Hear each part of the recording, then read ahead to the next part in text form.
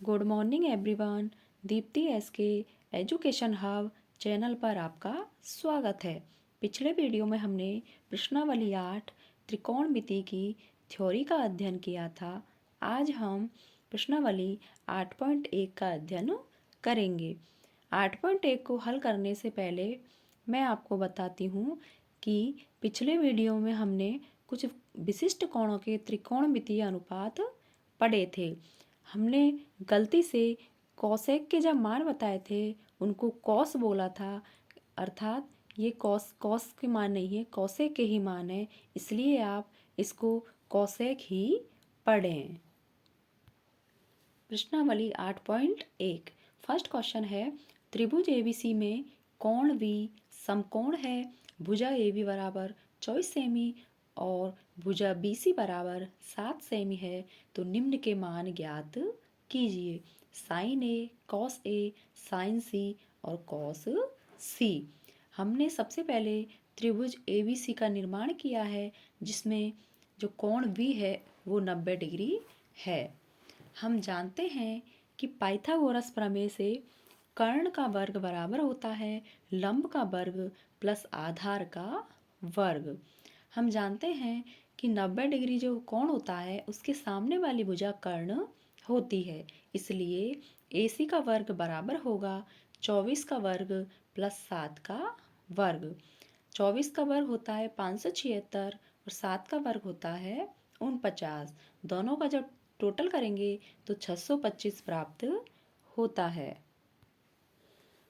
AC बराबर होगा 625 का वर्गमूल करेंगे तो हमें 25 मान प्राप्त होगा, अर्थात तीनों भुजाएं AB बराबर 24 सेमी, BC बराबर 7 सेमी और AC बराबर 25 सेमी मिलेगी। पहला है साइन A।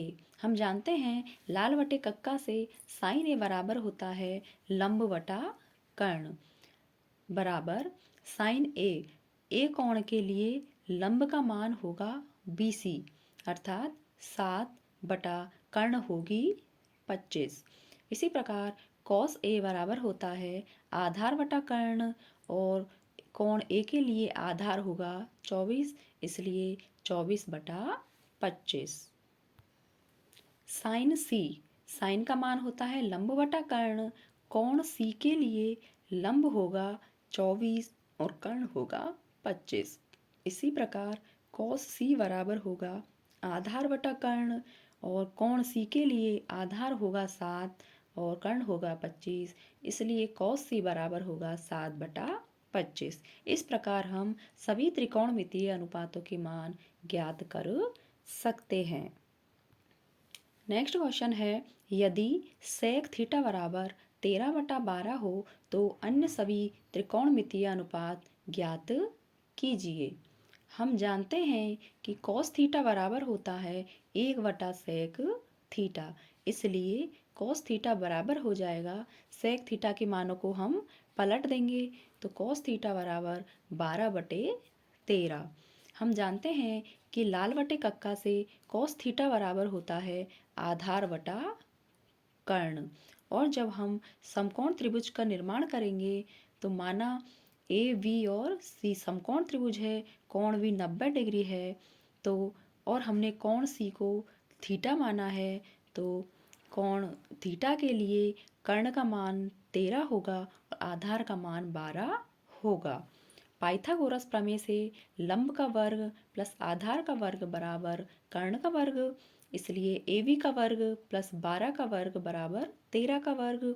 AB का वर्ग प्लस 12 का वर्ग करेंगे 144 और 13 का वर्ग करेंगे तो 169, इसलिए AB का वर्ग बराबर 169 माइनस 144 बराबर 25, और जब हम इनका वर्गमूल करेंगे तो AB बराबर 5 प्राप्त होगा। इस प्रकार लाल बटे कक्का से साइन थीटा बराबर होता है लंब बटा कर्ण, थीटा के लिए लंब है 5 और कर्ण है 13, इसलिए साइन थीटा बराबर 5 बटा 13। कॉस थीटा बराबर होता है 1 बटा सेक थीटा, और हमने सेक थीटा के मानों को पलट दिया तो 12 बटा 13। टेन थीटा बराबर होता है लंब बटा आधार, थीटा के लिए लंब है 5 और आधार है 12, इसलिए tan थीटा बराबर 5/12। कॉट थीटा होता है 1/tan थीटा, इसलिए कॉट थीटा बराबर 12/5। कोसेक थीटा होता है 1/sin थीटा, इसलिए कोसेक थीटा बराबर होगा 13/5। इस प्रकार हम एक त्रिकोणमितीय अनुपात से सभी त्रिकोणमितीय अनुपातों के मान ज्ञात कर सकते हैं। नेक्स्ट क्वेश्चन है, यदि कॉट थीटा बराबर 7/8 हो तो ज्ञात कीजिए। फर्स्ट है 1 + sin theta into 1 - sin theta बटे 1 + cos theta into 1 - cos theta. हम जानते हैं कि यदि 1 + x और 1 - x जब गुणा में होते हैं तो इनका मान होता है 1 का वर्ग -x का वर्ग।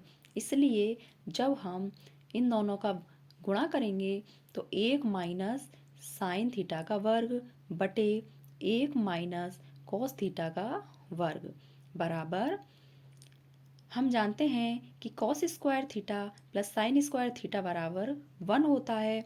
जब sin² थीटा को हम राइट हैंड साइड में लेके जाएंगे तो 1 - sin² थीटा बराबर cos² थीटा होगा और 1 - cos² थीटा बराबर होता है sin² थीटा।